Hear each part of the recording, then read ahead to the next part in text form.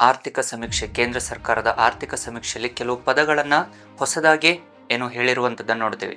Department of economic affairs has released the economic survey this year, in which there are certain new terms which were introduced or which were given by the economic survey. ಆ ಹೊಸ ಪದಗಳು ಯಾವುದು, ಆರ್ಥಿಕ ವ್ಯವಸ್ಥೆಯಲ್ಲಿ ಆ ಹೊಸ ಪದಗಳಿಂದ UPSC ಯಾವ ರೀತಿ ಪ್ರಶ್ನೆ ಬರುತ್ತೆ, ಅಂಡ್ ಆ ಪದಗಳ ಆಧಾರವಾಗಿ ಪ್ರಶ್ನೆಗಳು ಯಾವ ರೀತಿ ಕೇಳ್ತಾನೆ, ಅಂಡ್ ಆ ಪದಗಳ ಅರ್ಥ ಏನು ಅನ್ನುವಂತ ಸಂಪೂರ್ಣ ಮಾಹಿತಿಯನ್ನು ತಿಳಿದುಕೊಳ್ಳುವಂತ ಪ್ರಯತ್ನವನ್ನ ಇವತ್ತಿನ ಈ ವಿಡಿಯೋದಲ್ಲಿ ಮಾಡುವಂತ ಪ್ರಯತ್ನ ಮಾಡೋಣ. ಸೊ ಅಗೇನ್, ಯಾರೆಲ್ಲ ನಮ್ಮ ಯೂಟ್ಯೂಬ್ ಚಾನಲ್ಗೆ ಮೊದಲ ಬಾರಿ ನೋಡ್ತಾ ಇದ್ದೀರೋ ಅವರು ಶೇರ್ ಮಾಡಿ, ಲೈಕ್ ಮಾಡಿ, ಹಾಗೂ ಪ್ರಜ್ಞಾನ ಇಂಡಿಯಾ ಯೂಟ್ಯೂಬ್ ಚಾನಲ್ ಹಾಗೂ ಟೆಲಿಗ್ರಾಮ್ ಚಾನಲ್ಗೆ ಸಬ್ಸ್ಕ್ರೈಬ್ ಆಗಿ ಅಂತ ಹೇಳ್ತಾ, ಇವತ್ತಿನ ವಿಡಿಯೋದಲ್ಲಿ ಪ್ರಮುಖವಾಗಿ ಚರ್ಚೆ ಮಾಡಿರುವಂತ the most important key terms under the economic survey. So ಈ ಪದಗಳ ಮೇಲೆ ಸರ್ವೇ ಸಾಮಾನ್ಯವಾಗಿ ವಿವಿಧ ಸ್ಪರ್ಧಾತ್ಮಕ ಪರೀಕ್ಷೆಗಳಲ್ಲಿ ಕೇಳುವಂತ ಸಾಧ್ಯತೆಗಳು ಹೆಚ್ಚಿದಾವೆ. ಸೊ ಹಾಗಿದ್ದಾಗ ಆ ಆರ್ಥಿಕ ಸಮೀಕ್ಷೆಯಲ್ಲಿ ಹೊಸದಾಗಿ ಬಂದಿರುವಂತ ಪದಗಳು ಯಾವ್ಯಾವು? ಮೊದಲಿಗೆ ಬಂದಾಗ ಇಟ್ ವಾಸ್ ಗೋಲ್ಡಿಲಾಕ್ ಫೇಸ್ ಅಂತ ಕರಿತೀವಿ. The first term it was used in the economic survey was a Goldilock phase or Goldilock nation ಅಂತ ಕರಿತೀವಿ. Goldilock nation or Goldilock phase of economy ಅಂತ ಕರಿತೀವಿ. ಹಾಗಿದ್ದಾಗ ಇಲ್ಲಿ ಈ ಗೋಲ್ಡಿಲಾಕ್ ಫೇಸ್ ಅಂದ್ರೆ ಏನು? ಸೊ ಗೋಲ್ಡಿಲಾಕ್ ಫೇಸ್ ಅನ್ನುವಂಥದ್ದು ನೋಡಿ, ಏನೋ ಸಿಂಪಲ್ ಟರ್ಮ್ಸ್ ಅಲ್ಲಿ it was stability with the growth ಅಂತ ಕರಿತೀವಿ. ಆರ್ಥಿಕ ವ್ಯವಸ್ಥೆಯಲ್ಲಿ ಸ್ಥಿರತೆಯೊಂದಿಗಿನ ಬೆಳವಣಿಗೆಯನ್ನ ಇಲ್ಲಿ ಗೋಲ್ಡಿಲಾಕ್ ಫೇಸ್ ಅಂತ ಕರೆಯಲಾಗುತ್ತೆ. Stability with the growth itself is a Goldilock phase, which is nothing but ಏನಿದ್ರ ಅರ್ಥ ಅಂತಂದ್ರೆ ಅ ಬ್ಯಾಲೆನ್ಸ್ಡ್ ಗ್ರೋತ್ ಅಂತ ಕರಿತೀವಿ.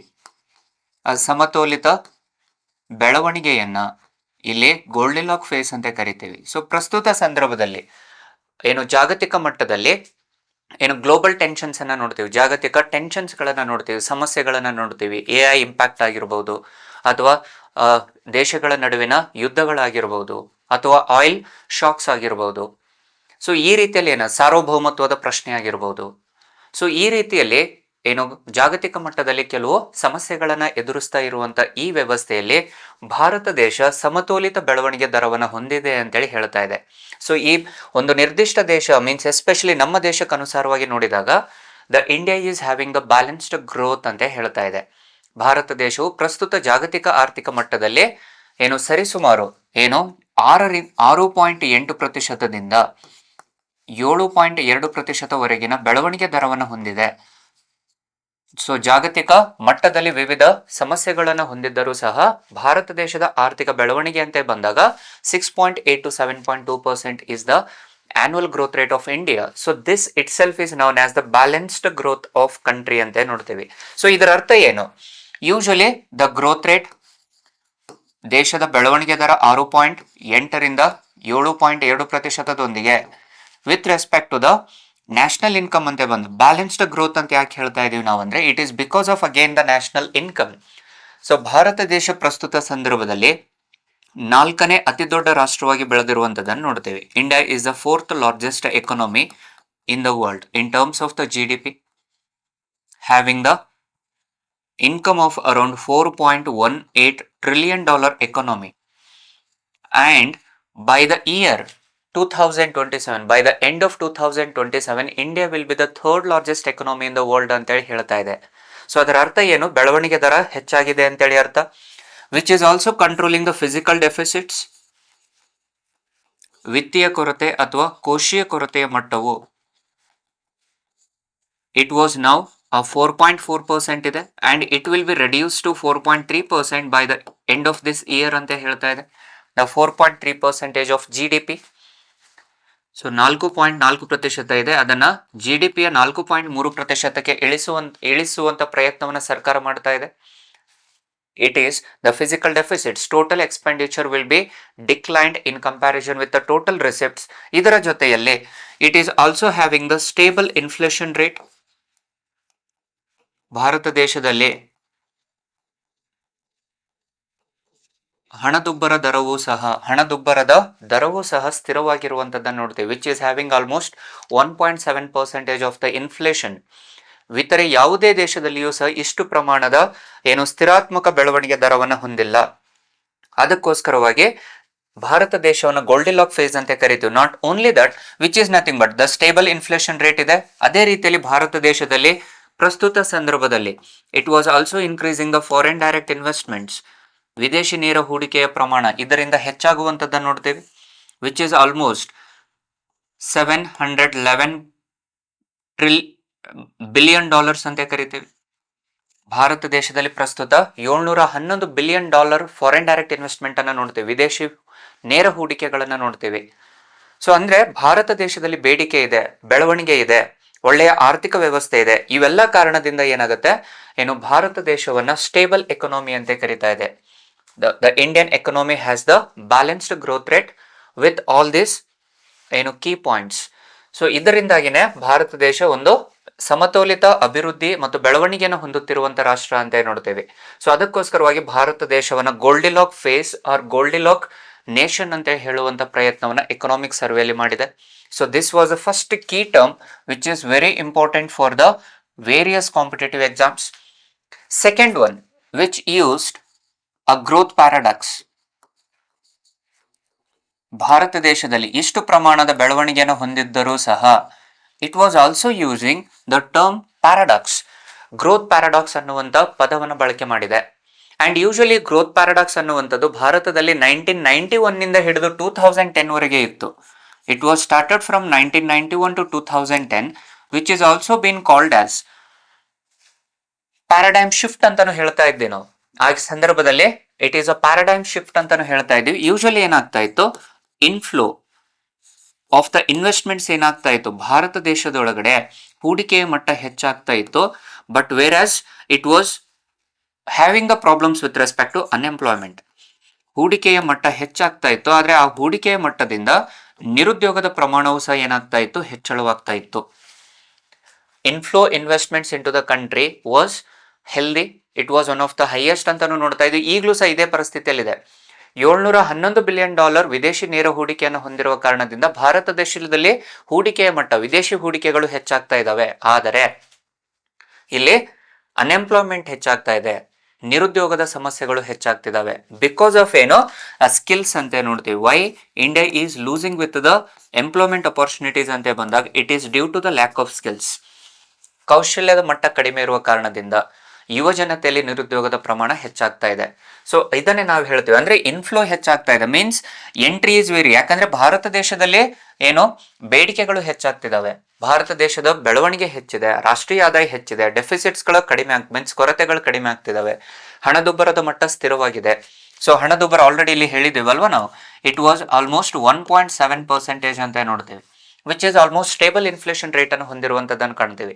ಅಂದ್ರೆ ಅತಿ ಹೆಚ್ಚು ಮಾರುಕಟ್ಟೆ ಏನಾಗುತ್ತೆ, ಏನೋ ಅಸ್ಥಿರದಲ್ಲಿಲ್ಲ, ಏರುಪೇರು ಆಗ್ತಾ ಇಲ್ಲ, ಸ್ಥಿರವಾಗಿರುವಂತದ್ದು ಸಮತೋಲನ ಮಟ್ಟದಲ್ಲಿರುವ ಕಾರಣದಿಂದಾಗಿ ಇಲ್ಲಿ ಭಾರತ ದೇಶದಲ್ಲಿ ಹೂಡಿಕೆ ಬರ್ತಾ ಇದೆ, ಆದ್ರೆ ಆ ಹೂಡಿಕೆಗಿಂತ ಲಾಭಗಳು ಹೆಚ್ಚಾಗ್ತಾ ಇಲ್ಲ. ದ ಫಾರಿನ್ ಡೈರೆಕ್ಟ್ ಇನ್ವೆಸ್ಟ್ಮೆಂಟ್ಸ್ ಹೆಚ್ಚಾಗ್ತಾ ಇದೆ ಭಾರತದಲ್ಲಿ, ಆದ್ರೆ ಔಟ್ಫ್ಲೋ ಏನಿದೆ ಅದು ಕಡಿಮೆ ಇದೆ ಡ್ಯೂ ಟು ಏನೋ lack of skills. So due to the lack of skills ಏನಾಗ್ತಾ ಇದೆ, ಅನ್ಎಂಪ್ಲಾಯ್ಮೆಂಟ್ ಏನೋ ಹೆಚ್ಚಾಗ್ತಿದೆ ಭಾರತ ದೇಶದಲ್ಲಿ.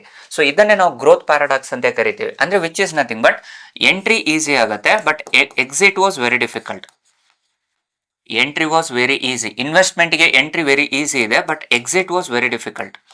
ಯಾಕಂದ್ರೆ ಎಕ್ಸಿಟ್ ಯಾಕೆ ಆಗ್ತಾ ಇಲ್ಲ ಅಂತಂದ್ರೆ direct investments they need to own the profits, ಅವ್ರು ಲಾಭವನ್ನು ಗಳಿಕೆ ಮಾಡಲೇಬೇಕಾಗತ್ತೆ. ಸೊ ಲಾಭ ಗಳಿಕೆ ಆಗದೇ ಇದ್ದಾಗ ಅವರು ಲಾಸ್ ಆಗ್ತಾ ಇದ್ದಾರೆ. ಸೊ ಆ ಲಾಸ್ ಇಂದ ಏನಾಗ್ತಾ ಇದೆ, ಆ ಇನ್ವೆಸ್ಟ್ಮೆಂಟ್ ಇಂದ ವಾಪಸ್ ಅವರಿಗೆ ಆದಾಯಗಳು ಬರ್ತಾ ಇಲ್ಲ. ಹಾಗಾಗಿ ಈ ಸ್ಟೇಬಲ್ ಎಕನಾಮಿಯೊಂದಿಗೆ ಈ ಗ್ರೋತ್ ಪ್ಯಾರಾಡಾಕ್ಸ್ ಅನ್ನು ಬದಲಾವಣೆ ಮಾಡುವಂತ ಪ್ರಯತ್ನವನ್ನು ಮಾಡ್ತಾ ಇದೆ. ಅಂಡ್ ಇದನ್ನೇ ನಾವೇನ್ ಹೇಳ್ತೇವೆ, ಚಕ್ರವ್ಯೂಹ ಚಾಲೆಂಜ್ ಅಂತಾನು ಕರೆಯಲಾಗುತ್ತೆ. So be careful aspirants, the terms are very important. ಇದನ್ನೇ ನಾವು ಚಕ್ರವ್ಯೂಹ ಚಾಲೆಂಜ್ ಅಂತ ಕರಿತೀವಿ. ಯಾಕಂದ್ರೆ ಮಹಾಭಾರತದ ಸಂದರ್ಭದಲ್ಲಿ, ಈ ಯುದ್ಧದ ಸಂದರ್ಭದಲ್ಲಿ, ಮಹಾಭಾರತದ ಯುದ್ಧದ ಸಂದರ್ಭದಲ್ಲಿ ಅಭಿಮನ್ಯುವಿಗೆ ಆ ವ್ಯೂಹವನ್ನು ಭೇದಿಸುವಂತ ಏನೋ ಜ್ಞಾನ ಇರುತ್ತೆ, ಒಳಗಡೆ ಹೋಗುವಂತ, ಒಳಗಡೆ ಪ್ರವೇಶ ಮಾಡುವಂತ ಜ್ಞಾನ ಇರುತ್ತೆ, ಆದ್ರೆ ಹೊರಗಡೆ ಬರುವಂತ ಯಾವುದೇ ರೀತಿಯಾದ ಜ್ಞಾನ ಅವ್ರ ಹತ್ರ ಇರಲ್ಲ. ಸೊ ಅದನ್ನೇ ನಾವು ಚಕ್ರವ್ಯೂಹ challenge. The same type of consequences ಈಗ ನಾವು ಏನೋ ವಿವಿಧ ದೇಶಗಳಲ್ಲಿ ನೋಡ್ತಾ ಇದ್ವಿ, especially in the context of ಇಂಡಿಯಾದಲ್ಲಿ ನೋಡ್ತಾ ಇದ್ವಿ. Which is inflow, that is investment into the country is very easy, but they are not getting the profits. according to their investments due to the lack of skills, and due to the lack of skills again the unemployment is also more in the country ಅಂತ ನೋಡ್ತೇವೆ. So ಸರಿಸುಮಾರು ಭಾರತದಲ್ಲಿ ಇವಾಗ 5% ನಿರುದ್ಯೋಗ ಹೊಂದಿರುವಂತದನ್ನ economic survey ಹೇಳಿದೆ. ಇಷ್ಟೆಲ್ಲ ಸ್ಥಿರತೆಯನ್ನು ಹೊಂದಿದ್ದರೂ ಸಹ ಭಾರತ ದೇಶದಲ್ಲಿ 5% ನಿರುದ್ಯೋಗ ದರವನ್ನು ಹೊಂದಿರುವ ಅತಿ ಮುಖ್ಯವಾದ ಕಾರಣ ಏನಂದ್ರೆ it is because of a lac of skills ಅಂತ ಕರಿತೀವಿ.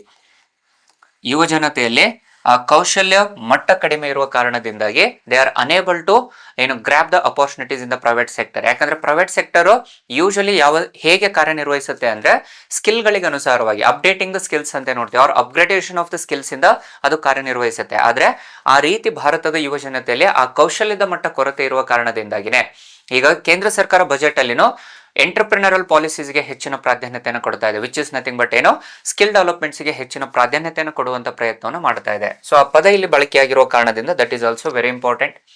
The next one was the orange economy ಅಂತ ಕರಿತೀವಿ. The next term was orange economy, which is also known as a creator economy ಅಂತಾನು ಕರೆಯಲಾಗುತ್ತೆ. Orange economy or creator economy. So ಹಾಗಂದ್ರೆ ಅರ್ಥ ಏನಿಲ್ಲಿ, or which is also known as the concert economy ಅಂತಾನು ಕರಿತೀವಿ ಇದನ್ನ. Be careful, which is also known as a concert economy. ಯಾಕೆ usually ವಿವಿಧ ಕನ್ಸರ್ಟ್ ಎಕಾನಮಿ ಅನ್ನುವಂಥದ್ದು ಏನಾಗತ್ತೆ, ಹೊಸ ರೀತಿಯಲ್ಲಿ ಪ್ರೋಗ್ರಾಮ್ಸ್ ಗಳನ್ನ ನೋಡ್ತೀವಲ್ವಾ ನಾವು, ದ ಪ್ರೋಗ್ರಾಮ್ಸ್, ಸ್ಟೇಜ್ ಪ್ರೋಗ್ರಾಮ್ಸ್ ಅಂತ ನೋಡ್ತೀವಲ್ವಾ, ಆ ಸ್ಟೇಜ್ ಪ್ರೋಗ್ರಾಮ್ಸ್ ಗಳನ್ನ ಹೆಚ್ಚು ಮಾಡುವುದರ ಮೂಲಕ ಆರ್ಥಿಕ ವ್ಯವಸ್ಥೆಯಲ್ಲಿ ಬೆಳವಣಿಗೆಯನ್ನು ಹೆಚ್ಚಿಸುವಂತದ್ದನ್ನೇ ಕನ್ಸರ್ಟ್ ಎಕಾನಮಿ ಅಂತ ಕರಿತೀವಿ. ಅಂಡ್ ಅದಕ್ಕೆ ಉತ್ಸಾಹವನ್ನು ಕೊಡುವಂಥದ್ದು, ಅದಕ್ಕೆ ಪ್ರೇರೇಪಣೆಯನ್ನು ಕೊಡುವಂಥದ್ದು, ಪ್ರೋತ್ಸಾಹವನ್ನು ನೀಡುವಂಥದ್ದನ್ನ orange economy or creator economy ಅಂತ ಕರಿತೀವಿ. Which is also known as a creative economy, which is nothing but ಏನಾಗುತ್ತೆ, which is a contribution in the gaming applications, YouTube channels. So much of creativities will be conducted under the gaming, YouTube channels. Next especially animations, ಈ 3D, ಈಗ 2D ಇಂದ 3D films ಅನ್ನ ನೋಡ್ತೀವಿ, 3D gaming apps ಗಳನ್ನ ನೋಡ್ತೀವಿ, especially comics ಗಳನ್ನ ನೋಡ್ತೀವಿ, visual effect ಅನ್ನ ನೋಡ್ತೀವಿ, ಡಿಫ್ರೆಂಟ್ ಅಪಾರ್ಚುನಿಟೀಸ್ ಅಂತ ನೋಡ್ತೀವಿ, ವಿಜುವಲ್ ಎಫೆಕ್ಟ್ಸ್. ಇವೆಲ್ಲವೂ ಏನಾಗ್ತಾ ಇದೆ ಇವಾಗ ಅತಿ ಹೆಚ್ಚು ಗಮನ ಸೆಳೀತಿರುವಂತದ್ದನ್ನು ನೋಡ್ತೀವಿ. ಜನಸಾಮಾನ್ಯರಿಗೆ, ನೋಡುಗರಿಗೆ, ಪ್ರೇಕ್ಷಕರಿಗೆ ಅತಿ ಹೆಚ್ಚು ಇವುಗಳೇನಾಗ್ತಿದಾವೆ, ಪ್ರೇರೇಪಣೆಯನ್ನು ಕೊಡ್ತಿರುವಂತದ್ದನ್ನು ನೋಡ್ತೀವಿ. ಸೊ ಕ್ರಿಯೇಟಿವ್ ಐಡಿಯಾಸ್ ಗಳನ್ನ especially in the form of YouTube channels, especially in the form of content developments, especially in the form of gamings, in the 3D animations, visual effects of in the VFX ಅಂತ ನೋಡ್ತೀವಲ್ಲ ನಾವು films ಗಳಲ್ಲಿ, ಸಿನಿಮಾಗಳಲ್ಲಿ, audio video visuals ಗಳಲ್ಲಿ. ಇಂಥ ಸಂದರ್ಭದಲ್ಲಿ ಏನಾಗುತ್ತೆ, ಹೊಸ ರೀತಿಯಾದ ಬಳಕೆಯನ್ನು ಮಾಡುವಂತ ತಂತ್ರಜ್ಞಾನಗಳ ಬಳಕೆಯನ್ನು ಮಾಡಿಕೊಂಡು ಹೊಸ ಉದ್ಯೋಗ ಅವಕಾಶಗಳನ್ನು ಸೃಷ್ಟಿಸುವಂತ ಅಂಶವನ್ನೇ ಅಥವಾ ಅದಕ್ಕೆ ಅವಲಂಬನೆ ಆಗಿರುವಂತ ಜನಸಾಮಾನ್ಯರನ್ನೇ ನಾವು creative economy or orange economy ಅಂತ ಕರೆಯಲಾಗುತ್ತೆ, which is also there in the economic survey. So ಇದಕ್ಕೆ ಹೆಚ್ಚಿನ ಪ್ರೋತ್ಸಾಹವನ್ನು ಕೊಡೋದ್ರಿಂದಾಗಿ ಆರ್ಥಿಕ ಬೆಳವಣಿಗೆ ದರ ಇನ್ನೂ ಹೆಚ್ಚಾಗಬಹುದು ಅಥವಾ ನಿರುದ್ಯೋಗ ಮಟ್ಟವನ್ನ ಅಲ್ಪ ಮಟ್ಟದಲ್ಲಿ ಕಡಿಮೆ ಮಾಡುವಂತ ಪ್ರಯತ್ನ ಮಾಡಬಹುದು ಅಂತೇಳಿ ಹೇಳ್ತಾ ಈ ಪದವನ್ನ ಬಳಕೆ ಮಾಡಿದೆ. The next one was a greenium ante ಕರೀತೀವಿ. The next term which was used in the economic survey was a greenium. So ಏನಿದು greenium ಅಂದ್ರೆ, and questions ಅನ್ನು ಹೀಗೆ ಕೇಳ್ತಾನೆ ನಾನು. In the recent economic survey it was used the term greenium, or what is the which among the following statements are correct with respect to greenium ಅಂತ ಕೇಳ್ತಾನೆ. So ಏನದು greenium ಅಂದ್ರೆ, which is a combination of green plus premium, a green plus a premium ಅಂತ ಕರಿತೀವಿ. So again ನೋಡ್ರಿ, it's like a LIC type, life insurance corporation ಅಲ್ಲಿ, health insurance ಅಲ್ಲಿ ಅಥವಾ ಕಾರ್ ಇನ್ಶೂರೆನ್ಸ್ ಅಲ್ಲಿ ನಾವು ಪ್ರೀಮಿಯಂ ಅನ್ನ ಕಟ್ತೀವಿ, ಹೌದಾ? ತಿಂಗಳಿಗೊಮ್ಮೆನೋ, 3 ತಿಂಗಳಿಗೊಮ್ಮೆನೋ, 6 ತಿಂಗಳಿಗೊಮ್ಮೆನೋ ಅಥವಾ 1 ವರ್ಷಕ್ಕೊಮ್ಮೆನೋ ಪ್ರೀಮಿಯಂ ಅನ್ನ ಕಟ್ತಾ ಇರ್ತೀವಿ ನಾವು, ಇನ್ಶೂರೆನ್ಸ್ ಅನ್ನ ಕಟ್ತೀವಿ. ಆ ಅವಧಿ ಮುಗಿದ ನಂತರದಲ್ಲಿ ಏನಾಗುತ್ತೆ, we will get the returns ಅಲ್ವಾ? ಅದೇ ರೀತಿಯಲ್ಲಿ ಇಲ್ಲಿ ಗ್ರೀನ್ ಪ್ರೀಮಿಯಂ ಅಂತ ಹೇಳ್ತಾ ಇದ್ದಾನೆ, ವಿಚ್ ಇಸ್ ನಥಿಂಗ್ ಬಟ್ ಏನಾಗುತ್ತೆ ಇಲ್ಲಿ afforestation, climate renewable energy, climate change, ಈ ರೀತಿಯಾದ ಪರಿಣಾಮಗಳಿಂದ, ದುಷ್ಪರಿಣಾಮಗಳಿಂದ ಏನಾಗ್ತಿದೆ, ಆರ್ಥಿಕ ವ್ಯವಸ್ಥೆಯಲ್ಲಿ ಪರಿಸರ ಹಾಳಾಗ್ತಿರುವಂತದ್ದನ್ನು ನೋಡ್ತೀವಿ. ಆರ್ಥಿಕ ಚಟುವಟಿಕೆಗಳ ಉತ್ತೇಜನದಿಂದ ಪರಿಸರ ಹಾಳಾಗ್ತಾ ಇದೆ. It was affecting to the environment and biodiversity due to the economical aspects or economical activities. So ಅದಕ್ಕೋಸ್ಕರವಾಗಿ ಏನ್ ಮಾಡುತ್ತೆ ಸರ್ಕಾರ, ಇಲ್ಲಿ ಗ್ರೀನ್ ಬಾಂಡ್ಸ್ ಗಳನ್ನ ಜಾರಿಗೆ ತರುವಂತದ್ದನ್ನು ನೋಡ್ತೀವಿ. The government has established a green plus premium, greenium as a green bond ಅಂತ ಹೇಳ್ತಾ ಇದ್ದಾನೆ. It is a yield advantage between green bonds over the conventional bonds ಅಂತ ನೋಡ್ತೀವಿ. ಸೊ ಪರಿಸರಕ್ಕೆ ಅನುಸಾರವಾಗಿರುವಂತ ಪರಿಸರಕ್ಕೆ ವೈವಿಧ್ಯಮಯ ಪರಿಸರಕ್ಕೆ ಅನುಸಾರವಾಗಿರುವಂತ ಕೆಲವು ಹಸಿರು ಬಾಂಡ್ಗಳನ್ನ ಸರ್ಕಾರ ಬಿಡುಗಡೆ ಮಾಡ್ತಾ ಇದೆ. ಇದೇ ರೀತಿಯಲ್ಲಿ ಏನಾಗತ್ತೆ, ಈ ಬಾಂಡ್ಗಳಲ್ಲಿ ಏನ್ ಮಾಡುತ್ತೆ ಸರ್ಕಾರ, ಏನೋ ಪ್ರೀಮಿಯಂ ಅನ್ನ ಕಟ್ತಾ ಇರತ್ತೆ. The borrowers need to pay the premium. So ಈ ಬಾಂಡ್ಗಳನ್ನ ಖರೀದಿ ಮಾಡುವಂತ ಜನಸಾಮಾನ್ಯರು ಏನ್ ಮಾಡ್ತಾರೆ, the borrower need to pay the premiums. So borrowers need to pay the premiums. ಯಾರು ಅದನ್ನ ಹಸಿರು ಬಾಂಡ್ಗಳನ್ನ ಯಾರು ಖರೀದಿ ಮಾಡ್ತಾ ಇದಾರೋ ಅವರಿಗೆ ಅತಿ ಕಡಿಮೆ ಬೆಲೆಯಲ್ಲಿ ಏನ್ ಮಾಡ್ತಾ ಇದೆ, ಬಾಂಡುಗಳನ್ನ ವಿತರಣೆ ಮಾಡ್ತಾ ಇದೆ. ಆದ್ರೆ ಇದಕ್ಕೆ ಏನ್ ಮಾಡ್ತಾ ಇದೆ ಸರ್ಕಾರ, ಯಾರು ಇನ್ವೆಸ್ಟ್ ಮಾಡ್ತಾ ಇದ್ದಾರೋ ಅವರಿಗೆ ಹೆಚ್ಚಿನ ಲಾಭವನ್ನು ಕೊಡುವುದಕ್ಕೋಸ್ಕರವಾಗಿ. So borrowers usually they will pay the premium for the bonds and for the long phase of time. During the long term ಏನಾಗುತ್ತೆ, the borrowers will get the profits. They will get the huge amount of profits for the green bonds ಅಂತ ಹೇಳ್ತಾ ಇದೆ. So ಈಲ್ಡ್ಗಳನ್ನ ಹೆಚ್ಚಿಸುವಂತ ಪ್ರಯತ್ನವನ್ನು ಮಾಡ್ತಾ ಇದೆ. So ಇಲ್ಲಿ ಅತಿ ಮುಖ್ಯವಾದ ಪ್ರಯತ್ನ ಏನಾಗುತ್ತೆ ಅಂದ್ರೆ, ಗ್ರೀನ್ ಬಾಂಡ್ ಇಂದ ಏನಾಗುತ್ತೆ, ಯೂಶಲಿ ಗ್ರೀನ್ ಬಾಂಡ್ ಅನ್ನುವಂಥದ್ದು ಅದರ ಲಾಭಾಂಶಗಳು ಕಡಿಮೆ ಬರುತ್ತೆ. ಆದ್ರೆ ಈ ಗ್ರೀನಿಯಂ ಅನ್ನುವಂತ ಬಾಂಡ್ ಏನಿದೆ ಅಲ್ಲ, ಇದರಲ್ಲಿ ಪ್ರೀಮಿಯಂ ಅನ್ನ ಕಟ್ಕೊಂತ ಹೋಗ್ತಾ ಇದಾರೆ ಜನ. ಯಾರು ಈ ಬಾಂಡ್ಗಳನ್ನ ಪರ್ಚೇಸ್ ಮಾಡ್ತಾರೋ ಅವರು ಪ್ರೀಮಿಯಂ ಅನ್ನ ಕಟ್ತಾರೆ. ಅಂಡ್ ಆ ಅವಧಿಯ ಮುಗಿದ ನಂತರದಲ್ಲಿ ಏನಾಗುತ್ತೆ, they will get the huge amount of profits ಅಂತ ನೋಡ್ತಾ ಇದೆ. ಅವರಿಗೆ ರಿಟರ್ನ್ಸ್ ಏನಾಗುತ್ತೆ, ಇವಾಗ ದೀರ್ಘಾವಧಿಯಲ್ಲಿ borrowers will get the returns ಅಂತ ಹೇಳ್ತಾ ಇದೆ. ಸೊ ಅಂದ್ರೆ ಅವರು ಇನ್ವೆಸ್ಟ್ಮೆಂಟ್ ಅನ್ನು ಹೆಚ್ಚು ಮಾಡ್ಲಿಕ್ಕೆ, especially to conserve the forest area, to conserve the afforestation, clear ಇದೆನಾ, to conserve the climate change, to protect the environment from the economic activities, again they need to invest in to the greenium ಅನ್ನುವಂತ ಪದವನ್ನ use ಮಾಡಿದೆ. The next one, it used the term de Gurba.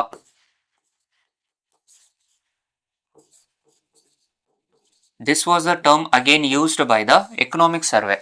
De Gurba ಏನದು, which is nothing but a degree of urbanization ಅಂತ ಕರಿತೀವಿ. DEG ಅಂತಂದ್ರೆ it is degree of urba ಅಂತಂದ್ರೆ it is urbanization. A degree of urbanization itself is known as a de Gurba ಅಂತ ಕರೆಯಲಾಗುತ್ತೆ.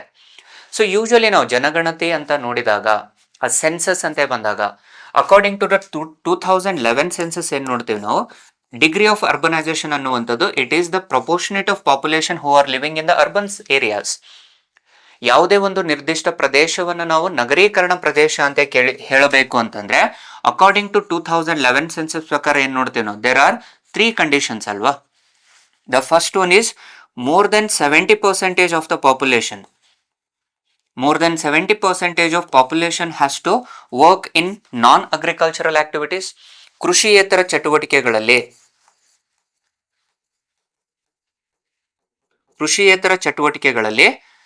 70%ಕ್ಕಿಂತ ಹೆಚ್ಚಿನ ಜನ ಅವಲಂಬನೆಯಾಗಿರಬೇಕು. Second one is the population density, ಜನ ಸಾಂದ್ರತೆಯು, the population density has to be more than 500. ಜನಸಾಂದ್ರತೆಯು more than 400 ಅಂತ ಹೇಳ್ತೀವಿ ಪರ್ ಸ್ಕ್ವೇರ್ ಕಿಲೋಮೀಟರ್. ಒಂದು ಚದರ ಕಿಲೋಮೀಟರ್ ಅಡಿಯಲ್ಲಿ 400 ಜನಕ್ಕಿಂತ ಹೆಚ್ಚಿನ ಜನಸಾಮಾನ್ಯರು ವಾಸವಾಗಿದ್ದಾರೆ, ಅದನ್ನು ಜನಸಾಂದ್ರತೆ ಅಂತ ಕರಿತೀವಿ, ಅದನ್ನ ನಗರೀಕರಣ ಅಂತ ಕರಿತೀವಿ. And third one is if the population is more than 5,000 in a particular area.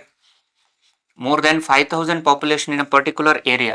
ಈ 3 ಷರತ್ತುಗಳನ್ನು ಹೊಂದಿದ್ದರೆ ಮಾತ್ರ ಅದನ್ನು ನಾವು ನಗರ ಪ್ರದೇಶಗಳು ಅಂತ ಕರಿತೀವಿ. ಅಂಡ್ ಅಕಾರ್ಡಿಂಗ್ ಟು 2011 ಸೆನ್ಸಸ್ ಪ್ರಕಾರ ಇದರ ಪರಿಣಾಮ around 31% of the population who they are living in the urban sector ಅಂತ ಹೇಳ್ತಾ ಇತ್ತು. ಆದ್ರೆ ಡಿ ಗುರ್ಬಾ ಹೇಳುವಂತದ್ದು ಏನಂದ್ರೆ, which was by the satellite ಅಂತ ಹೇಳ್ತಾ ಇದೆ.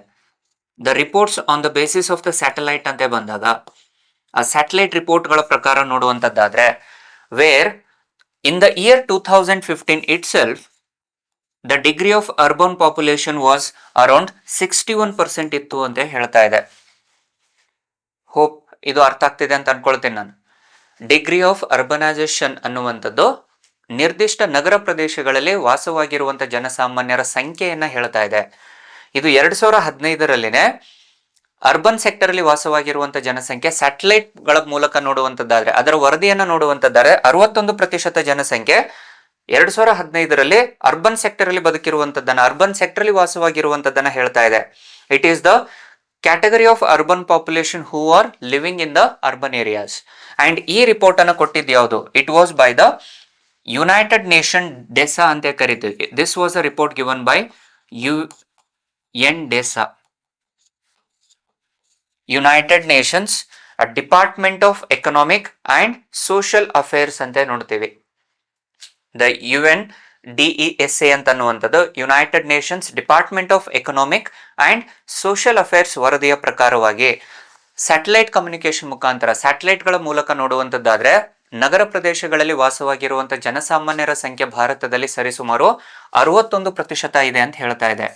ಆದ್ರೆ ಜನಗಣತಿ ವರದಿಯ ಪ್ರಕಾರ ನೋಡುವಂತದ್ದಾದ್ರೆ ನಗರ ಪ್ರದೇಶಗಳಲ್ಲಿ 31% ಜನಸಂಖ್ಯೆ ವಾಸವಾಗಿದ್ದಾರೆ ಅಂತ ಹೇಳ್ತಾ ಇದೆ. ಅದಕ್ಕೋಸ್ಕರವಾಗಿನೇ ಎಕ್ಸಾಕ್ಟ್ ವ್ಯಾಲ್ಯೂಯೇಷನ್ ಅನ್ನ ಮಾಡಿರುವಂತದ್ದು ಸ್ಯಾಟಲೈಟ್ ಕಮ್ಯುನಿಕೇಶನ್ ಮುಖಾಂತರ. ಅದನ್ನೇ ಡಿ ಗುರ್ಬಾ ಅಂತ ಹೇಳಿ ಕರೆಯಲಾಗುತ್ತೆ. It is the degree of urbanisation ಅಂತ ಹೇಳ್ತೀವಿ. ಸೊ ನಗರ ಪ್ರದೇಶಗಳಲ್ಲಿ ವಾಸವಾಗಿರುವಂತಹ ಜನಸಾಮಾನ್ಯರ ಸಂಖ್ಯೆಯನ್ನು ಅಂದಾಜಿಸುವಂತ ವರದಿಯನ್ನೇ ಇಲ್ಲಿ UNDESA ಸ್ಯಾಟಲೈಟ್ ಮುಖಾಂತರ ಕೊಟ್ಟಿರುವಂತದ್ದು, ಅದೇ ಡಿ ಗುರ್ಬಾ. ಹೋಪ್ ಇದು ಕ್ಲಿಯರ್ ಆಗ್ತಿದೆ ಅಂತ ಅನ್ಕೊಳ್ತೀನಿ ಸ್ನೇಹಿತರೆ. Next one, the gross domestic behaviour. The next keyword which was used was the gross domestic behaviour. ಹಲವಾರು ಜನಸಾಮಾನ್ಯರು ಗ್ರಾಸ್ ಡೊಮೆಸ್ಟಿಕ್ ಪ್ರಾಡಕ್ಟ್ ಬಗ್ಗೆ ಕೇಳಿರ್ತಾರೆ, ಆದ್ರೆ ಗ್ರಾಸ್ ಡೊಮೆಸ್ಟಿಕ್ ಬಿಹೇವಿಯರ್ ಅನ್ನುವಂಥ ಪದವನ್ನ ಎಲ್ಲಿಯೂ ಸಹ ಕೇಳಿರಲ್ಲ. ಯಾಕಂದ್ರೆ ಈ ಪದ ಅತಿ ಮುಖ್ಯವಾಗುತ್ತೆ. ಮುಂದೆ ಬರುವಂತ ಹಲವಾರು ಕಾಂಪಿಟೇಟಿವ್ ಎಕ್ಸಾಮ್ಸ್ ಅಲ್ಲಿ ಈ ಪದ ಕೇಳಬಹುದು. ಯಾಕಂದ್ರೆ ಇತ್ತೀಚೆಗೆ ಎಕನಾಮಿಕ್ ಸರ್ವೆಲಿ ಈ ಪದ ಬಳಕೆ ಮಾಡಿದ್ದಾನೆ, ಗ್ರಾಸ್ ಡೊಮೆಸ್ಟಿಕ್ ಬಿಹೇವಿಯರ್. ಯಾಕಂದ್ರೆ ಅಭ್ಯರ್ಥಿಗಳು ಆರ್ಥಿಕ ಸಮೀಕ್ಷೆ 800 ಪೇಜ್ ಇದೆ, ಅದರೆಲ್ಲವನ್ನು ಓದುವಂತ ಅವಶ್ಯಕತೆ ಇಲ್ಲ. ಎಕ್ಸಾಕ್ಟ್ಲಿ ಅದರಲ್ಲಿ ಏನ್ ಪಾಯಿಂಟ್ಸ್ ಅನ್ನು ಕೊಟ್ಟಿದ್ದಾನೆ ಅದನ್ನೆಲ್ಲವನ್ನು ಓದ್ಕೊಂಡ ನಂತರದಲ್ಲಿ we came to certain judgment conclusion that these are the keywords which are very important and which are newly coined term in the economic survey. ಆರ್ಥಿಕ ಸಮೀಕ್ಷೆಯಲ್ಲಿ ಈ ಪದಗಳನ್ನ ಹೊಸದಾಗಿ ಸೇರ್ಪಡೆ ಮಾಡಿದ್ದಾನೆ. ಅಂಡ್ ಇಲ್ಲಿಯವರೆಗೆ ಈ ಪದಗಳನ್ನ ನಾವು ಕೇಳಿರಲಿಲ್ಲ, ಎಲ್ಲಿಯೂ ಸಹ ಇದ್ರ ಬಗ್ಗೆ ಮಾಹಿತಿಗಳಿರಲಿಲ್ಲ. ಅದಕ್ಕೋಸ್ಕರವಾಗಿ ಇವುಗಳನ್ನ ಚರ್ಚೆ ಮಾಡುವಂತ ಪ್ರಯತ್ನವನ್ನ ಮಾಡ್ತಾ ಇದ್ದೀವಿ. ಕ್ಲಿಯರ್ ಇದೆನಾ? ಸೊ ಗ್ರಾಸ್ ಡೊಮೆಸ್ಟಿಕ್ ಬಿಹೇವಿಯರ್ ಅನ್ನುವಂತ ಪದವನ್ನ ಯೂಸ್ ಮಾಡ್ತಿದ್ದಾನೆ. ಏನಿದರ ಅರ್ಥ? ಸರ್ವೇ ಸಾಮಾನ್ಯವಾಗಿ ನಾವೇ ನೋಡಿ, ಇವಾಗ ಜನಸಾಮಾನ್ಯರು ತಮ್ಮ ಮನೆಯಲ್ಲಿದ್ದಾಗ ಸ್ವಚ್ಛತೆಯನ್ನು ಕಾಪಾಡ್ತಾರೆ. ಅದೇ ವ್ಯಕ್ತಿ ಹೊರ ಪ್ರದೇಶಗಳಲ್ಲಿ ಬಂದಾಗ, ಸಾಮಾನ್ಯ ಪ್ರದೇಶಗಳಿಗೆ ಬಂದಾಗ ಅಥವಾ ಸಾರ್ವಜನಿಕ ಪ್ರದೇಶಗಳಿಗೆ ಬಂದಾಗ ಆ ಕ್ಲೀನ್ಲಿನೆಸ್ ಅನ್ನು ಮೇಂಟೈನ್ ಮಾಡಲ್ಲ. ಇದು ಎಲ್ಲರಿಗೂ ನಾವು ನೋಡಿರ್ತೀವಿ ಅಲ್ವಾ? ಅಥವಾ ನಾವೇ ಆ ರೀತಿ ಇರ್ತೀವಿ. ಸೊ ಮನೆಯಲ್ಲಿ ಸ್ವಚ್ಛತೆಯನ್ನು ಕಾಪಾಡುವಂತ ಜನಸಾಮಾನ್ಯರು ಸಾರ್ವಜನಿಕ ಪ್ರದೇಶಗಳಿಗೆ ಬಂದಾಗ ಯಾಕೆ ಸ್ವಚ್ಛತೆಯನ್ನು ಕಾಪಾಡಲ್ಲ? ಯಾಕೆ ಅಂದ್ರೆ ಸರ್ಕಾರದ ವಿರುದ್ಧವಾಗಿ ಜನಸಾಮಾನ್ಯರು ಏನಾಗ್ತಿದ್ದಾರೆ, ವಿರೋಧ ಮಾಡ್ತಾ ಇದ್ದಾರೆ. ಆದ್ರೆ ಅಗೇನ್ ನೋಡಿ, ಇಲ್ಲಿ ಸರ್ಕಾರದ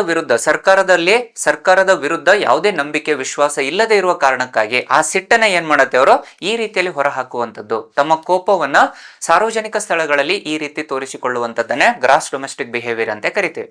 ಹೋಪ್ ಇದು ಕ್ಲಿಯರ್ ಇದೆ ಅಲ್ವಾ? The schemes to change the people attitude ಅಂತ ನೋಡ್ತೀವಿ. ಏನು ಗ್ರಾಸ್ ಡೊಮೆಸ್ಟಿಕ್ ಬಿಹೇವಿಯರ್ ಅಂದ್ರೆ ಸರ್ಕಾರ ಯಾವ ರೀತಿಯಾದ ಯೋಜನೆಗಳನ್ನು ತರಬೇಕಂದ್ರೆ the particular schemes has to be introduced by the government. ಯಾವ ರೀತಿ? The schemes to change the behaviour of the people. Schemes to change the behaviour of the people. ಜನಸಾಮಾನ್ಯರ ಬಿಹೇವಿಯರ್ ಅನ್ನ ಬದಲಾಯಿಸುವಂತ ಯೋಜನೆಗಳನ್ನ ಜಾರಿಗೆ ತರಬೇಕು ಅಂತ ಹೇಳ್ತಾ ಇದೆ. ಅಥವಾ it is to change the attitude of the people. ಯಾಕಂದ್ರೆ ಜನಸಾಮಾನ್ಯರ ನೈತಿಕ ಹೊಣೆ ಅಲ್ವಾ ಅದು. ಜನಸಾಮಾನ್ಯರು ಆ ಹೊಣೆಯನ್ನ ನಿಭಾಯಿಸಬೇಕು ಅಂತ ಹೇಳ್ತಾ ಇದ್ದಾನೆ. ಸೊ ಜನಸಾಮಾನ್ಯರ ಕರ್ತವ್ಯ ಅಲ್ವಾ ಅದು. ಸಾರ್ವಜನಿಕ ಸ್ಥಳಗಳಲ್ಲಿ ಸ್ವಚ್ಛತೆಯನ್ನು ಕಾಪಾಡುವಂಥದ್ದು ಜನಸಾಮಾನ್ಯರ ಹೊಣೆಗಾರಿಕೆ ಆಗತ್ತೆ, ಜನಸಾಮಾನ್ಯರ ಕರ್ತವ್ಯವಾಗಿರತ್ತೆ. ಆದ್ರೆ ಆ ರೀತಿ ಇಲ್ವಲ್ಲ ಜನ. So it is nothing but ಏನಾಗುತ್ತೆ, ಆ ಸಿವಿಕ್ ಸೆನ್ಸ್ ಅಂತ ಹೇಳ್ತೀವಿ ನಾವು. ದ ಸಿವಿಕ್ ಸೆನ್ಸ್, ಸಾರ್ವಜನಿಕ ಸ್ಥಳಗಳಲ್ಲಿ ಸ್ವಚ್ಛತೆಯನ್ನು ಕಾಪಾಡುವಂಥದ್ದು, ಆ ಮೌಲ್ಯಗಳನ್ನ ನೀಡುವಂಥದ್ದು, ಮೌಲ್ಯಗಳನ್ನ ಕಾಪಾಡುವಂಥದ್ದು. ಯಾಕೆ ಇದು ಜನರು ಇದನ್ನ ಅರ್ಥ ಮಾಡ್ಕೊಳ್ಳೋದಿಲ್ಲ? ಸಿವಿಕ್ ಸೆನ್ಸ್ ಯಾಕಿಲ್ಲ ಜನರಿಗೆ ಅಂದ್ರೆ it is because of lack of awareness, lack of values. ಜನರಿಗೆ ಆ ಮೌಲ್ಯಗಳನ್ನ ತೊಡೆಯುವಂಥದ್ದು ಅಥವಾ ಮೌಲ್ಯಗಳ ಬಗ್ಗೆ ಅಥವಾ ಅವರಿಗೆ ಜನಜಾಗೃತಿ ಇಲ್ಲದೆ ಇರುವ ಕಾರಣದಿಂದಾಗಿ ಅಥವಾ ಸರ್ಕಾರದ ಮೇಲಿರುವಂತ ಕೋಪ ಸಾರ್ವಜನಿಕ ಸ್ಥಳಗಳಲ್ಲಿ ಆ ಕೋಪವನ್ನು ಹೊರಹಾಕುವಂತ ಪ್ರಯತ್ನವನ್ನ ಜನರು ಮಾಡ್ತಾ ಇದ್ದಾರೆ.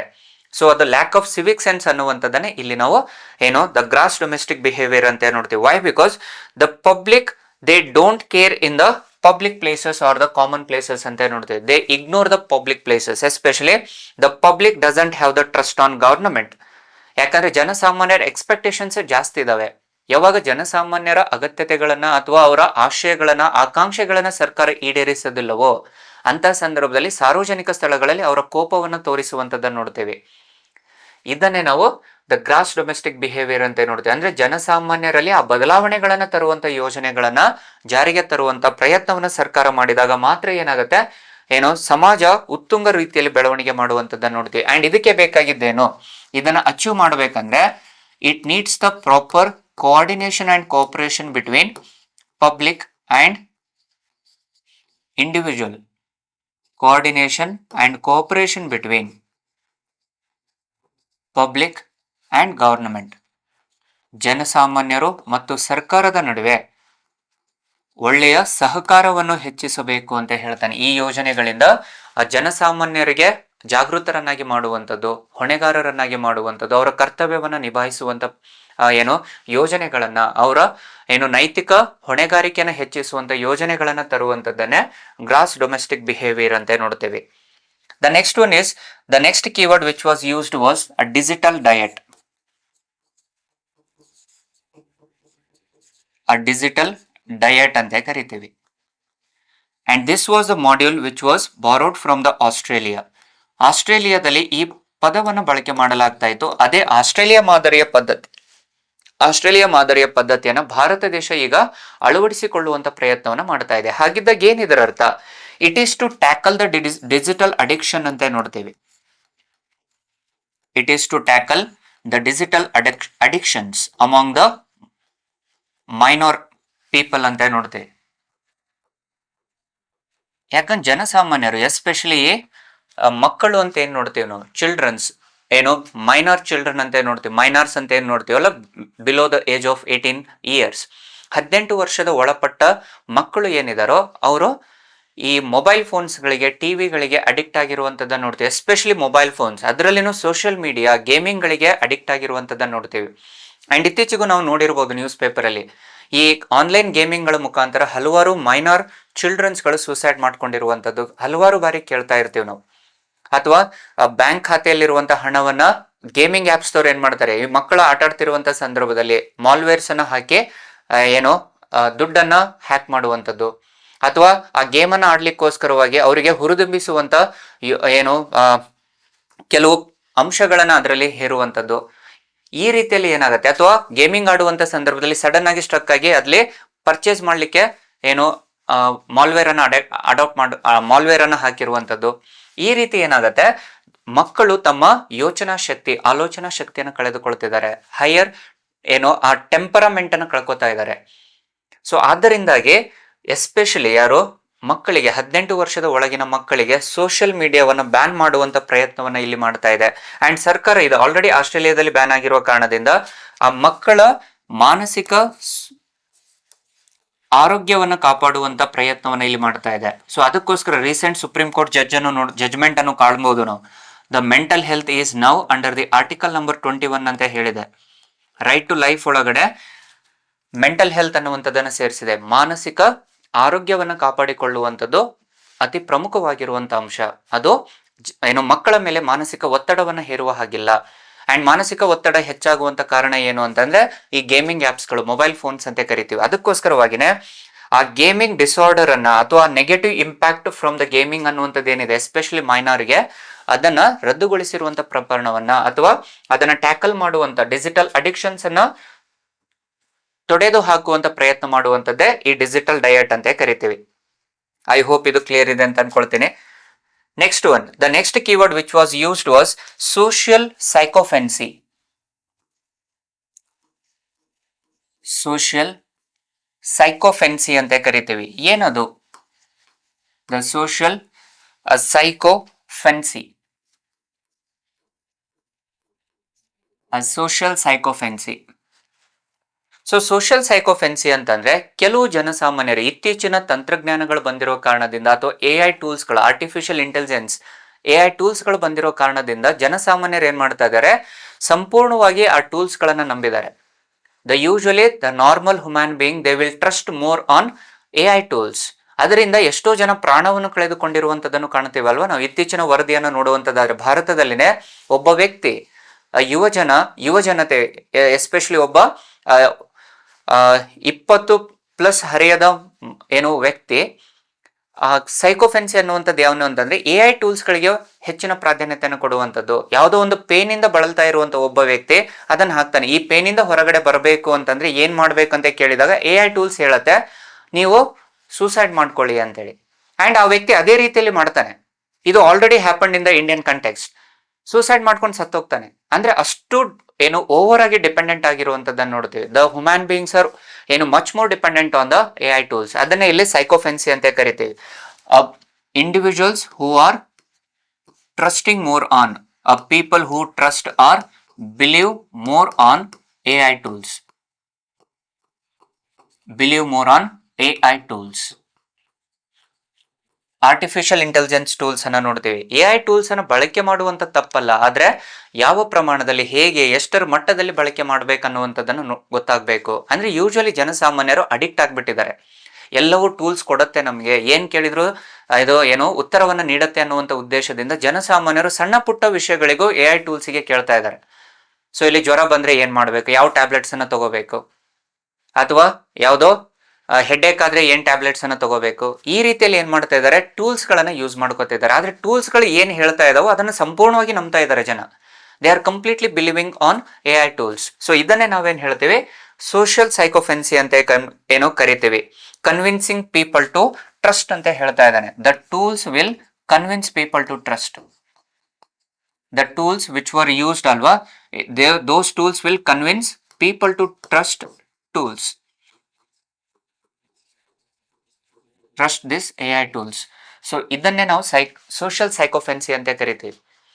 ಸೊ ಜನಸಾಮಾನ್ಯರು ಈ ಸೋಷಿಯಲ್ ಸೈಕೋಫೆನ್ಸಿ ಅನ್ನುವಂಥದ್ದಕ್ಕೆ ಹೆಚ್ಚಿನ ಟ್ರಸ್ಟ್ ಮಾಡ್ತಾ ಇದ್ದಾರೆ. ಮೀನ್ಸ್ AI ಟೂಲ್ಸ್ಗಳಿಗೆ ಹೆಚ್ಚಿನ ಮಾನ್ಯತೆಯನ್ನು ಕೊಡ್ತಾ ಇದ್ದಾರೆ. ಹೆಚ್ಚು ಅದಕ್ಕೆ ನಂಬುವ ಕಾರಣದಿಂದಾಗಿ, ಟ್ರಸ್ಟ್ ಮಾಡ್ತಿರುವ ಕಾರಣದಿಂದ, ಬಿಲೀವ್ ಮಾಡ್ತಿರುವ ಕಾರಣದಿಂದ, ವಿಶ್ವಾಸ ನಂಬಿಕೆ ಹೆಚ್ಚಿದೆ ಇವಾಗ ಜನರಿಗಿಂತ ಹೆಚ್ಚಾಗಿ. ಜನಸಾಮಾನ್ಯರಿಗೆ ಇವಾಗ ಟೂಲ್ಸ್ಗಳಿಗೆ ಹೆಚ್ಚು, ಮೆಷಿನರೀಸ್ಗಳಿಗೆ ಹೆಚ್ಚು ನಂಬಿಕೆ ನೀಡ್ತಾ ಇದ್ದಾರೆ, ವಿಶ್ವಾಸವನ್ನ ನೀಡ್ತಾ ಇದ್ದಾನೆ.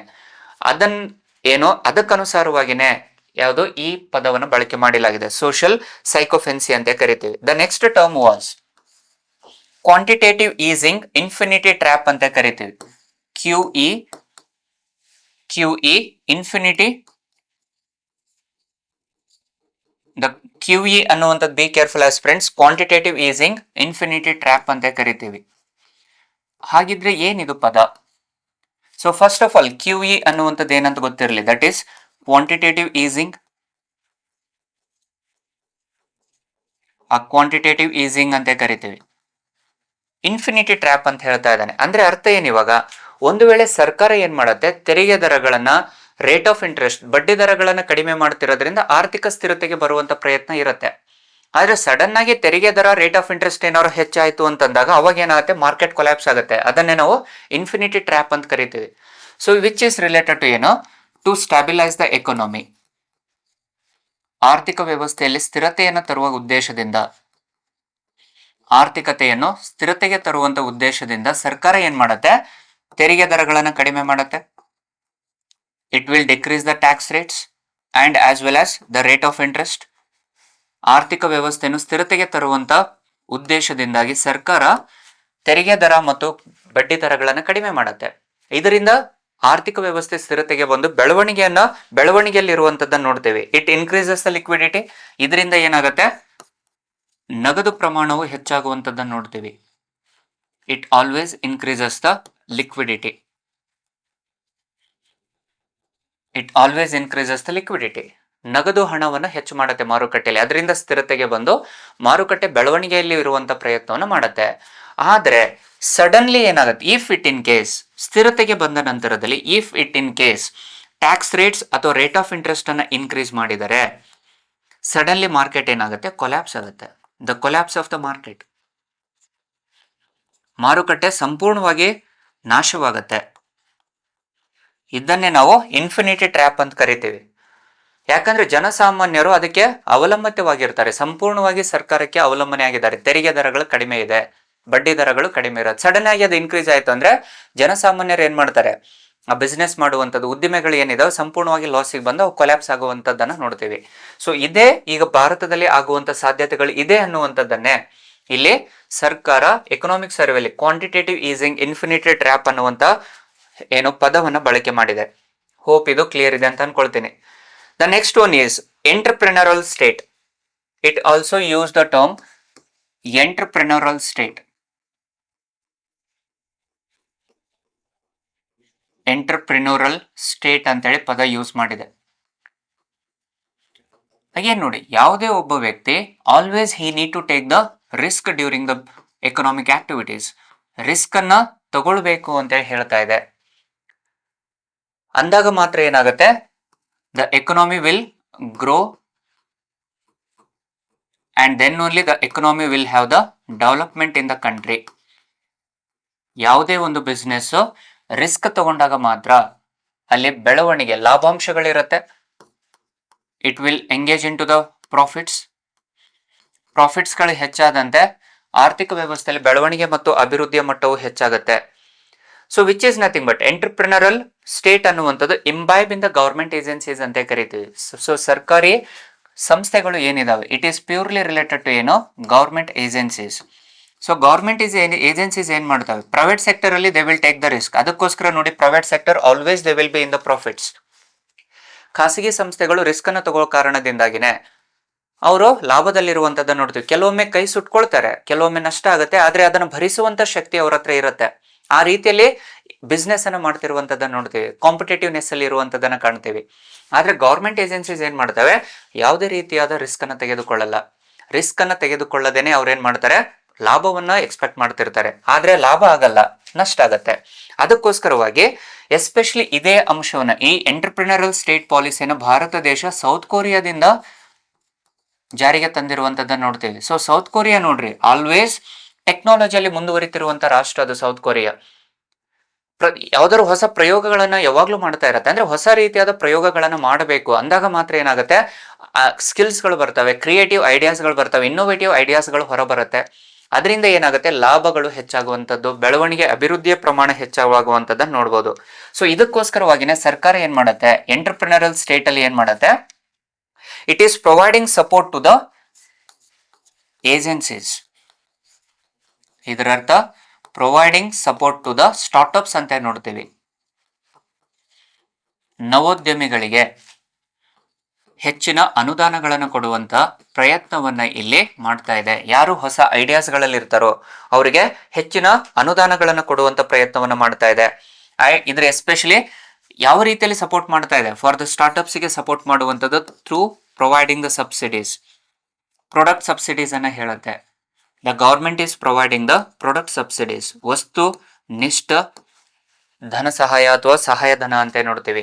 ಸೊ ಯಾವಾಗ ಸ್ಟಾರ್ಟ್ಅಪ್ಸ್ ಗಳಿಗೆ ಸಬ್ಸಿಡೀಸ್ ಮೂಲಕ ಅವರ ಕ್ರಿಯೇಟಿವ್ ಐಡಿಯಾಸ್ ಗಳಿಗೆ ಹೊರ ಹಾಕ್ತಾರೋ ಅವಾಗ ಏನಾಗುತ್ತೆ, ಅದು ಅತಿ ಹೆಚ್ಚಿನ ಲಾಭವನ್ನು ಪಡಿಬಹುದು. ಇದರಿಂದ ಮ್ಯಾನುಫ್ಯಾಕ್ಚರಿಂಗ್ ಸೆಕ್ಟರ್ ಹೆಚ್ಚಾಗುತ್ತೆ, ಕೈಗಾರಿಕಾ ವಲಯನೂ ಹೆಚ್ಚಾಗುತ್ತೆ. ಸೊ ಇದರಿಂದ ಉತ್ಪಾದನಾ ವಲಯ ಹೆಚ್ಚಾಗಿ ಉದ್ಯೋಗ ಪ್ರಮಾಣ ಹೆಚ್ಚಳವಾಗುವಂತದ್ದನ್ನು ನೋಡ್ತೀವಿ.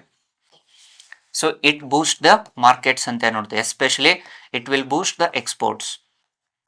ರಫ್ತು ಮಟ್ಟ ಹೆಚ್ಚಳಗೊಳಿಸುವಂತ ಪ್ರಯತ್ನ ಮಾಡುತ್ತೆ. ಅದಕ್ಕೋಸ್ಕರ ಸರ್ಕಾರ ಇಲ್ಲಿ ಸರ್ಕಾರಿ ಸಂಸ್ಥೆಗಳು, ಕಾರ್ಯ ಸಂಸ್ಥೆಗಳು ಕೆಲವು ರಿಸ್ಕ್ ಅನ್ನ ತಗೋಬೇಕು ಅಂತ ಹೇಳ್ತಾ ಇದೆ, ರಾದರ್ ದೆನ್ ಸ್ಟಾಗ್ನೇಟ್. ಯಾಕಂದ್ರೆ ಇಲ್ಲಿ ರಿಸಲ್ಟ್ಸ್ ನಮಗೆ ಗೊತ್ತಿಲ್ಲ ಏನಾಗುತ್ತೆ ಅಂತ ಹೇಳಿ, ಬಟ್ ರಿಸ್ಕ್ ತಗೊಂಡಾಗ ಮಾತ್ರ ಅಲ್ವಾ ನಮ್ಗೆ ರಿಸಲ್ಟ್ ಔಟ್ಪುಟ್ ಚೆನ್ನಾಗಿ ಬರುತ್ತಾ ಇಲ್ವಾ ಅಂತ ಗೊತ್ತಾಗುತ್ತೆ.